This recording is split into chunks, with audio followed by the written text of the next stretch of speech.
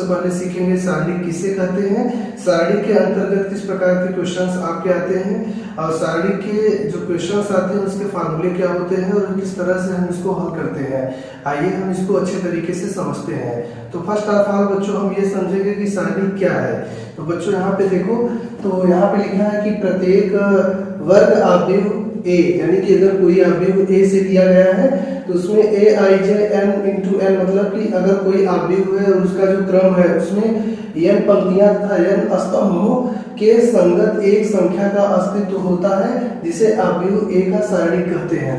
बच्चों सारणी क्या होता है, जैसे मान लीजिए कि आपने अवयव पढ़ा है और अवयव में प्रत्येक तत्वों को हम कुछ इस तरह से रखते हैं, जैसे यहाँ पर 1 2 3 4 ऐसे। अब बच्चों इसका हम मान तो नहीं ज्ञात कर सकते हैं, अवयव के नियम में हम इसको केवल जोड़ सकते हैं, घटा सकते हैं, गुणा कर सकते हैं, लेकिन बच्चों सारणी होता है जो किसी अवयव का मान ज्ञात करना सिखाता है। तो बच्चों इस तरह से हम कह सकते हैं कि सारणी का वह गणितीय संक्रिया है जिससे किसी अवयव का मान ज्ञात किया जा सकता है। अकॉर्डिंग टू मी यह आपको डेफिनेशन सबसे आसान होगी बच्चों। आप याद रखिए कि सारणी गणित की वह संक्रिया है जिसके द्वारा हम किसी अवयव का मान ज्ञात करते हैं। तो बच्चों यहाँ पे देखो कि सारणी जैसे कोई अवयव ए है, जैसे मान लीजिए यही एक अवयव है और इसका नाम ए है, तो अगर हमें इसका सारणिक मान ज्ञात करना है तो हम इसको या तो हम इस तरह से लिखेंगे, यानी इसे सारणिक ए लिखेंगे। सारणी को बच्चों हमेशा इस तरह के ब्रैकेट में लिखा जाता है। यह कोई मापांक नहीं है, ये मॉड्यूलस नहीं है, यह एक ब्रैकेट है जो सारणी को डिनोट करता है। तो बच्चों यहाँ पे ध्यान दो कि इसे हम या तो सारणिक ए पढ़ते हैं या फिर डेट ए से भी दर्शाया जाता है, प्रदर्शित किया जाता है। बच्चों अब सारणी के कुछ नियम भी हैं, इसे भी हम सीखेंगे। और सारणी का नियम यह है कि अवयव ए के लिए सारणिक ए को ए का सारणिक पढ़ते हैं, यानी इस तरह के हम जैसे कि सारणिक में ए लिखा है तो उसको हम अवयव ए का सारणिक पढ़ेंगे। इसी तरह से जबकि इसे ए का मापांक नहीं पढ़ते, यानी इसे आप मॉड मत पढ़ना, ये मॉड नहीं है। अगर कहीं भी अगर जैसे मान लीजिए सारणिक के अंदर -2 है तो अगर हम इस सारणिक का चिन्ह हटाएंगे तो भी ये -2 ही रहने वाला है। अगर ये मॉड होता, मापांक होता तो माइनस का प्लस हो जाता है, लेकिन ये मापांक नहीं है। बच्चों उसके बाद है कि सारणिक में हम मान ज्ञात कर सकते हैं जबकि अवयव में हम मान नहीं ज्ञात कर सकते हैं। अगर आपके क्वेश्चन में आ जाए कि सारणिक और अवयव में क्या अंतर है तो आप बता सकते हो कि सारणिक में हम मान ज्ञात कर सकते हैं जबकि हम अवयव में कोई भी मान नहीं ज्ञात कर सकते हैं। बच्चों सारणिक को हम या तो डेल्टा या फिर अंग्रेजी अक्षर डी से प्रदर्शित करते हैं। अब हम सीखेंगे कि सारणिक की कुछ विशेष उदाहरण जिसके द्वारा हम सारणिक को अच्छी तरह से जान सकें। आइए हम सीखते हैं किसी भी वर्ग अवयव के सारणिक मान किस तरह से ज्ञात किए जाते हैं। तो बच्चों यहाँ पर हमारे पास लिखा भी है कि किसी भी वर्ग अवयव के सारणिक मान ज्ञात करना। हम लोग यहाँ पर यही सीखने वाले हैं। अब ध्यान दीजिए कि बच्चों वर्ग अवयव, जैसे मान लीजिए कि हमारे पास एक अवयव ए है और इस तरह से एक वर्ग अवयव है कि इसमें पंक्तियों और स्तंभों की संख्या बराबर है। अगर इसमें n पंक्ति होंगी तो n स्तंभ भी होंगे। जिस अवयव में आपने पढ़ा है कि जिस अवयव में पंक्तियों और स्तंभों की संख्या बराबर होती है वर्ग अवयव कहलाते हैं। तो बच्चों यहाँ पर हम देखेंगे, जैसे मान लीजिए इसमें दिया है 1 2 3 4, इस तरह से ये जो अवयव ए है एक वर्ग अवयव है और इस वर्ग अवयव का हमें डिटर्मिनेशन यानी कि सारणिक मान ज्ञात करना है। तो बच्चों हम क्या करने वाले हैं, यह तो आप जानते हो कि ये किस तरह का वर्ग अवयव, इसका क्रम क्या है, जिसका क्रम 2 × 2 है। अगर हमें इसका डिटर्मिनेशन वैल्यू ज्ञात करनी है तो उसके लिए आप ध्यान दीजिए, यहाँ पर जैसे अगर हम मान लीजिए कि कोई अवयव इस तरह से है ए बी सी डी इस तरह से, तो बच्चों अगर हमें इस ए बी सी डी का डिटर्मिनेशन वैल्यू ज्ञात करनी है तो हम क्या करते हैं कि क्रॉस मल्टीप्लाई ऐसे करते हैं, यानी कि ए का डी में मल्टीप्लाई करेंगे ए डी और यहाँ पर ऐसे माइनस लगाते हैं, बी का सी में, यानी इसका इसमें और इसका इसमें हम मल्टीप्लाई करते हैं। इसको सहगुणनखंड भी कहा जाता है। बी का सी में इस तरह से बी सी। तो ये जो होता है यह किसी भी सारणी का मान ज्ञात करने का एक तरीका होता है। तो बच्चों इसी तरीके से हम इसको हल करेंगे जब तो क्या हो जाएगा, ध्यान देना, हमें इसका इसमें मल्टीप्लाई करना है। 1 का 4 में करेंगे तो 1 × 4। अब बच्चों किसी भी अवयव ए का अगर हम मान ज्ञात करते हैं सारणिक मान, तो पहले हम इसे इस तरह से लिख लेंगे, जैसे ए है तो हम इसे सारणिक ए लिखेंगे और फिर हम इसे ऐसे सॉल्व करेंगे। यहाँ पर आपको मिल जाएगा कि 1 का 4 में 1 × 4 फिर माइनस, बी का सी में जैसे किए थे वैसे ही 3 का 2 में करेंगे तो यहाँ पे 3 × 2 हो जाएगा।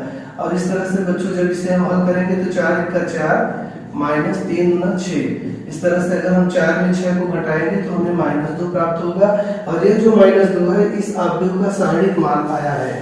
तो इस तरह से हम जब 2 गुणित 2 क्रम के अवयव हों तो हम सारणिक मान इस तरह से ज्ञात करते हैं। आइए हम इसमें एक एग्जाम्पल और आपको बता देते हैं। जैसे मान लीजिए आपके पास इस तरह से कोई अवयव गिवन है ऐसे करके। अब बच्चों इस अवयव में आपको दिया है 1 2 5 7 इस तरह से, और मान लीजिए कि यह एक अवयव ए है और हमें इस ए अवयव का सारणिक मान ज्ञात करना है। तो उसके लिए हम क्या करने वाले हैं, यहाँ पर हम बेसिकली ऐसे इसको मॉड्यूलस ए लिखेंगे, सॉरी मॉड्यूलस नहीं, डिटरमिनेशन ए। उसके बाद हम क्या करेंगे, इसको हम सारणिक में ऐसे बना लेंगे 1 2 5 7। फिर आपको बताया गया है कि इसका मल्टीप्लाई इसमें और इसका इसमें गुणा कर लेते हैं। चलिए यहाँ पे करेंगे तो 7 का 1 में तो 7 डायरेक्ट आप कर सकते हो, 7 का 7, फिर माइनस लगाइए 5 गुना 10। यहाँ पर 7 में से 10 घटाएंगे तो -3। इस तरह से ये जो -3 आया है अवयव ए का सारणिक मान है। अगर ये क्रम 2 गुणित 2 से होकर 3 गुणित 3 हो जाए, बेसिकली इंटरमीडिएट में आप 3 गुणित 3 क्रम तक के अवयवों का सारणिक मान निकालना सीखेंगे। चलो बच्चों एक उदाहरण आपको 3 गुणित 3 क्रम के अवयव का भी हम दिखा देते हैं।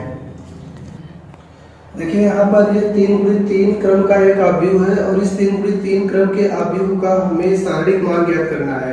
तो बच्चों तरीका वही है, लेकिन अभी तक आपके पास जो अवयव था उस 2 गुणित 2 क्रम का अवयव था और ये जो अवयव है वह 3 गुणित 3 क्रम का अवयव है। तो इसका सारणिक मान ज्ञात करने के लिए हम आपको बता रहे हैं। हम बहुत ज्यादा आपको विस्तार से नहीं बताएंगे, लेकिन हाँ न ज्यादा आपको नियम बताएंगे न रूल बताएंगे, लेकिन आपको इस तरह से बता रहे हैं कि आप अगर इसे ध्यान से देखेंगे तो इस प्रकार के प्रश्नों को आप आसानी से हल कर सकेंगे। बच्चों प्रश्नों को हल कर पाना अच्छा है, ये नहीं है कि हम बहुत ज्यादा नियम बता दें, बहुत ज्यादा आपको थ्योरी लिखवा दें और उससे आपको कुछ ना आए तो फिर ये बेकार है। बच्चों तो देखो यहाँ पर जैसे हमें ये इसका हमें सारणिक मान ज्ञात करना है, तो उसके लिए हम क्या करेंगे, इस तरह से ए को ए अवयव था, अब ये जो ए है ये सारणिक ए है। तो इसका मतलब है कि हम इस अवयव का सारणिक मान ज्ञात करने वाले हैं। कैसे करेंगे बच्चों, उसके लिए आप ध्यान दीजिए। यहाँ पर हम इस तरह से लिखेंगे, जैसे यहाँ पर ये आप देख रहे हो कि ये पंक्ति है, ये भी पंक्ति है, ये भी पंक्ति, इसमें 3 पंक्तियां हैं, 1 2 3 स्तंभ है। 3 पंक्ति और 3 स्तंभ से मिलाकर यह एक वर्ग अवयव है। हम क्या करने वाले हैं, किसी भी पंक्ति का हम सहगुणनखंड निकालेंगे। बच्चों सहगुणनखंड निकालना बहुत सरल है। आप देखिए जैसे मान लीजिए कि हम पहली पंक्ति का ही मान ज्ञात करते हैं, आप किसी भी पंक्ति का किसी भी स्तंभ का मान ज्ञात कर सकते हो और उससे आपका सारणिक मान आ जाएगा।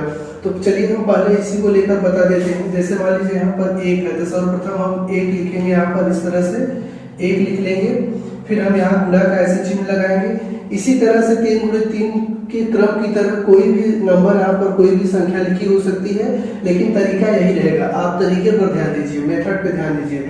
पहले हम यहाँ पर 1 है तो इससे 1 को लिखेंगे, फिर ऐसे एक पुस्तक लगाना है। फिर हम क्या करेंगे कि इस 1 को देखो, 1 जिस पंक्ति में है और जिस स्तंभ में है उस पंक्ति और उस स्तंभ को हम छोड़ देते हैं। जैसे 1 को अगर देखा जाए तो इस पंक्ति में स्थित है और इस स्तंभ में स्थित है, तो हम इस पंक्ति को और इस स्तंभ को छोड़ देंगे तो हमारे पास 5 6 8 9 बचा रहेगा। और जिस तरह से 5 6 8 9 बचा है तो अब ये 2 गुणित 2 क्रम का अवयव हो जाएगा। और इसको हल करने का तरीका हम बता चुके हैं। आप इसकी मल्टीप्लाई इसमें और इसकी मल्टीप्लाई इसमें करोगे, कर दीजिए। 5 9 45 यहाँ लिखना है, माइनस हर बार ऐसे ही करना है। एक बार आप अच्छे से समझ लीजिए, पूरा क्वेश्चन आप अपने से लगा डालेंगे। देखिए हमने यहाँ पर 1 लिखा, गुणा का चिन्ह, फिर उसके बाद हम 1 जिस पंक्ति में है और जिस स्तंभ में है उसको छोड़ दिए हैं।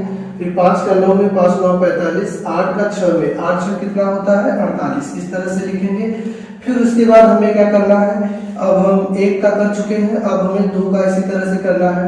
तो हमें यहाँ पर ऐसे माइनस का चिन्ह लेना है, -2। आप सोच रहे होंगे कि माइनस क्यों लेना है, तो बच्चों यहाँ पर क्या होता है कि आप अवयव में पढ़ चुके हो कि इन्हों हम मतलब कि पंक्ति और स्तंभ को कैसे दिखाते हैं। जैसे A11 A12 A13 ऐसे करके डॉट डॉट डॉट हम दिखाते हैं इनको।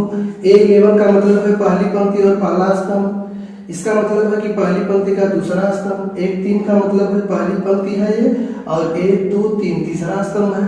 तो बच्चों अगर हम देखें तो यहाँ पे क्या होता है कि हर संख्याओं में, जैसे कि यहाँ पर इसके पहले -1 पे पावर पंक्ति और स्तंभ का योगफल छिपा होता है। तो अगर एक एक कितना हो जाएगा 2।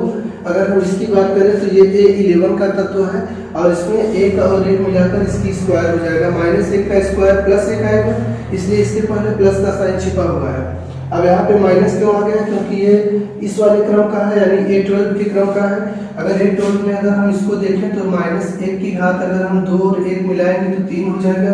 बच्चों आपको पता है कि -1 की घात क्या, अगर ऑड नंबर्स यानी कि विषम संख्या है, -1 की घात 3 का मान -1 आने वाला है। सो यहाँ पे माइनस और 1 इसमें छिपा हुआ है, इसलिए यहाँ पे माइनस आया है। तो बच्चों ये -2 ये हो गया। फिर उसके बाद हम क्या करेंगे कि 2 जिसमें स्थित है, जैसे 2 इसमें है, इस पंक्ति को छोड़ देंगे और इस स्तंभ को छोड़ देंगे, इसको छोड़ेंगे और इसको छोड़ेंगे, तो बचेगा क्या, 4 बचेगा, 6 बचेगा, 7 और 9। तो 4 का 9 में बिल्कुल वही अंधेरा कायम है वाली ट्रिक लगाइए आप। 4 9 है 36, ऐसे कोष्ठक लिखना है 36 माइनस फिर 7 6 कितना हो जाएगा 42, इस तरह से लिखेंगे। उसके बाद हमें इस लास्ट वाले नंबर का इसी तरह से करना है, तो यहाँ पे प्लस लिखेंगे। अभी ये प्लस कैसे आ गया, यहाँ ध्यान दीजिए 3 और 1 4, -1 की घात अगर 4 होगी तो प्लस देगा वो, तो हम यहाँ पर 3 है तो 3 गुणते। अब हमें क्या करना है, इस 3 का सगुणनखंड ज्ञात करना है। तो बच्चों क्या करोगे, 3 इस पंक्ति में है तो इस पंक्ति को छोड़ दीजिए और देखो तो 3 इस लास्ट वाले स्तंभ में है, तो इस लास्ट वाले स्तंभ और एक पंक्ति को छोड़ देंगे तो बचेगा 4 5 7 8, 4 8 32 हो जाएगा यहाँ पर, माइनस फिर 7 बचे 35 हो जाएगा इस तरह से। अब बच्चों इसे हम अगर हल कर लेंगे तो हमें सारणिक इस आव्यूह का सारणिक मान आ जाएगा। चलिए हम हल करके आपको दिखाते हैं। 1 का गुणा अगर हम इसमें करेंगे तो कोई इफेक्ट नहीं पड़ेगा, यही आ जाएगा। तो 45 छोटी संख्या है, 48 बड़ी संख्या है। अगर 45 में 48 घटाओगे तो -3 मिलेगा आपको, -3 1 का -3, फिर यहाँ पे -2 है और गुणा का चिन्ह यहाँ छिपा हुआ है। 36 में अगर आप 42 घटाओगे तो क्या मिलेगा, -6 मिलेगा। फिर उसके बाद प्लस यहाँ पर 3 गुणते। अब ध्यान दीजिए कि 32 में से अगर हम 35 को घटाएंगे तो क्या मिलेगा, -3 वहां भी मिलेगा। अब हम इसको हल कर लेंगे, -3 ये माइनस और ये माइनस हो जाएंगे प्लस, 6 गुना कितना होता है 12, फिर प्लस और माइनस क्या हो जाएगा, -3 का कितना होता है 9। इस तरह से बच्चों अगर हम देखेंगे तो -3 और -9, माइनस और माइनस ये दोनों माइनस माइनस जुड़ जाएंगे, चिन्ह माइनस का होगा, 9 3 12 माइनस और सॉरी यहाँ पे प्लस, ये जो 9 और 3 जोड़े होकर -12 है और यहाँ पहले से क्या है +12 है, तो +12 से -12 कट जाएगा, आपका 0 आ जाएगा। बच्चों जिस तरह से मैंने पहली पंक्ति को लेकर 1 2 3 1 2 3 को लेकर हल किया है, इसी तरह से आप कोई भी पंक्ति और कोई भी स्तंभ लेकर आप इस सारणिक के मान को ज्ञात कर सकेंगे।